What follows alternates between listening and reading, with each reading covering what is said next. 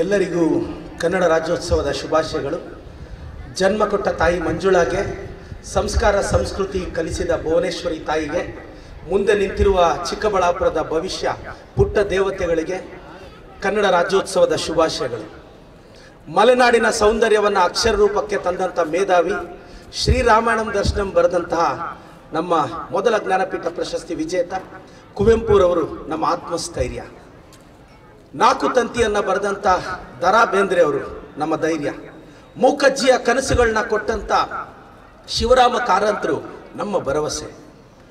ವಿಕ್ರು ಗೋಕಾಕರು ಬರೆದಂಥ ಭಾರತ ಸಿಂಧು ರಶ್ಮಿ, ನಮ್ಮ ಅವಿಭಜಿತ ಜಿಲ್ಲೆಯವರಾದಂಥ ಮಾಸ್ತಿ ವೆಂಕಟೇಶ ಅಯ್ಯಂಗಾರ್ ಅವರು ಬರೆದಂಥ ಚಿಕ್ಕವೀರ ರಾಜೇಂದ್ರ ಕೃತಿ, ನಂತರ ಅನಂತಮೂರ್ತಿಯವರು, ಗಿರೀಶ್ ಕಾರ್ನಾಡ್ ಅವರು, ಚಂದ್ರಶೇಖರ ಕಂಬಾರರು 8 ಜ್ಞಾನಪೀಠ ಪ್ರಶಸ್ತಿ ಪಡೆದಂಥ ಏಕೈಕ ರಾಜ್ಯ ಯಾವುದಾದ್ರೂ ದೇಶದಲ್ಲಿದ್ದರೆ ಅದು ಕರ್ನಾಟಕ ರಾಜ್ಯ ಮಾತ್ರ. ಇದು ನಮ್ಮ ಕರ್ನಾಟಕದ. 2022ರಲ್ಲಿ ಈ ದೇಶದಿಂದ ಪ್ರಪಂಚಕ್ಕೆ ಎಕ್ಸ್ಪೋರ್ಟ್ ಆದ ಕಾಫಿಯಲ್ಲಿ 72% ಕಾಫಿ ನಮ್ಮ ಕರ್ನಾಟಕದ್ದು. ಈ ದೇಶದಲ್ಲಿ ಅತಿ ಹೆಚ್ಚು ಕಾಫಿ ಬೆಳೆಗಾರರು ನಮ್ಮ ಕರ್ನಾಟಕ. ನಮ್ಮ ಮೈಸೂರಿಗೊಂದು ವಿಶೇಷತೆ ಇದೆ. ಭಾರತದಲ್ಲಿ ತಾಜ್ ಮಹಲ್ ಆದಮೇಲೆ ಅತಿ ಹೆಚ್ಚು ಜನ ವೀಕ್ಷಣೆ ಮಾಡಿದ್ದು ನಮ್ಮ ಮೈಸೂರು ಪ್ಯಾಲೇಸ್ ಅನ್ನ. ಮೈಸೂರಲ್ಲಿ ಓರಿಯೆಂಟಲ್ ಲೈಬ್ರರಿ ಅಂತಿದೆ. ಇವತ್ತು ಆ ಲೈಬ್ರರಿಯಲ್ಲಿ ಚಾಣಕ್ಯ ಬರೆದಂಥ ಅರ್ಥಶಾಸ್ತ್ರದ ಮನುಸ್ಕ್ರಿಪ್ಟ್ ಇವತ್ತು ಆ ಲೈಬ್ರರಿಯಲ್ಲಿ ನಾವು ಕಾಣಬಹುದು. ಸೊ ಅರ್ಥಶಾಸ್ತ್ರ ಒಂದು ಮನುಸ್ಕ್ರಿಪ್ಟ್ ಅನ್ನ ನಾವು ಓರಿಯೆಂಟಲ್ ಲೈಬ್ರರಿಯಲ್ಲಿ ಗಳಿಸಬಹುದು. ಬಹಳಷ್ಟು ಜನ ವಿದ್ಯಾರ್ಥಿಗಳಿದ್ದೀರಾ. ಇವತ್ತು ಶಾಲಾ ಮಟ್ಟದಲ್ಲಿ ನಮ್ಮ ಮೊದಲ ರಾಷ್ಟ್ರ ಕವಿ ಯಾರು ಅಂತ ಕೇಳಿದ್ರೆ ಎಲ್ಲರೂ ಕುವೆಂಪು ಅಂತಾರೆ. ದಯವಿಟ್ಟು ಸ್ಪರ್ಧಾತ್ಮಕ ಪರೀಕ್ಷೆಗಳಿಗೆ ಹೋದವ್ರು ನೆನಪಿಟ್ಕೋಬೇಕು, ನಮ್ಮ ಮೊದಲ ರಾಷ್ಟ್ರ ಕವಿ ಗೋವಿಂದ ಪೈ ಅವರು. ಗೋವಿಂದ ಪೈ ಅವ್ರಿಗೆ ಆದ ನಂತರ ಕುವೆಂಪುರವ್ರಿಗೆ ರಾಷ್ಟ್ರಕವಿ ಬಿರುದು ಬರುತ್ತೆ. ಸೊ ನಮ್ಮ ಮೊದಲ ರಾಷ್ಟ್ರ ಕವಿ ಗೋವಿಂದ ಪೈ ಅವರು.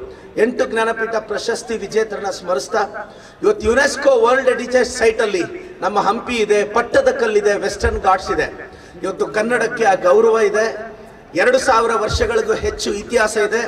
ಪದಗಳ ವಿವರಣೆಗೆ, ವ್ಯಾಕರಣದ ವಿಶ್ಲೇಷಣೆಗೆ ಡಿಕ್ಷನರಿಯು ಸೋಲುವಂತಹ ಒಂದು ಸಾಂಸ್ಕೃತಿಕ ಇತಿಹಾಸ ಇರತಕ್ಕಂಥದ್ದು ನಮ್ಮ ಕನ್ನಡ ಭಾಷೆ, ಕನ್ನಡ ನೆಲ. ಕನ್ನಡವನ್ನ ಮತ್ತಷ್ಟು ಬೆಳೆಸೋಣ, ಕನ್ನಡವನ್ನ ಮತ್ತಷ್ಟು ಪ್ರೀತಿಸೋಣ. ಈ ಕನ್ನಡ ತಾಯಿಯ ಆಶೀರ್ವಾದ ನಮ್ಮೆಲ್ಲರ ಮೇಲೆ ಇರಬೇಕು. ನಮ್ಮ ರಾಜ್ಯಕ್ಕೆ ವಿಶೇಷವಾದ ಗೌರವ ಇದೆ. ನಮ್ಮ ಕರ್ನಾಟಕದ ತಾಕತ್ತೇನು ಅಂದ್ರೆ, ಮಹಾರಾಷ್ಟ್ರದ ಒಂದು ಹಳ್ಳಿಗೆ ಕನ್ನಡ ಅಂತ ಹೆಸರಿಟ್ಟಿದ್ದಾರೆ. ಇದು ನಮ್ಮ ಕನ್ನಡಿಗರ ತಾಕತ್ತು, ನಮ್ಮ ಕನ್ನಡಿಗರ ತಾಕತ್ತು.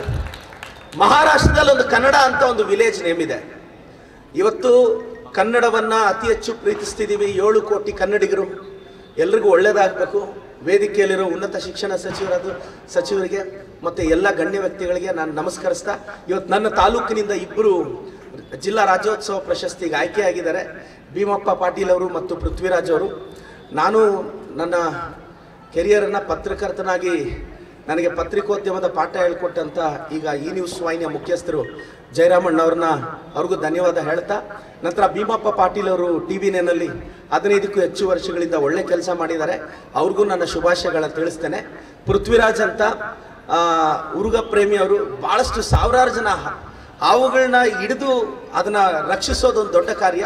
ಅವರಿಬ್ಬರಿಗೂ ಅಭಿನಂದನೆ ಸಲ್ಲಿಸ್ತಾ, ಮತ್ತೆ ಜಿಲ್ಲೆಯಲ್ಲಿ ಪ್ರಶಸ್ತಿ ಪಡೆದಂಥ ಎಲ್ರಿಗೂ ಅಭಿನಂದನೆ ಸಲ್ಲಿಸ್ತಾ, ಎಲ್ಲ ಅಧಿಕಾರಿಗಳಿಗೆ ಮತ್ತೊಮ್ಮೆ ಮಗದೊಮ್ಮೆ ಕನ್ನಡ ರಾಜ್ಯೋತ್ಸವದ ಶುಭಾಶಯಗಳು. ಜೈ ಕರ್ನಾಟಕ ಮಾತೆ.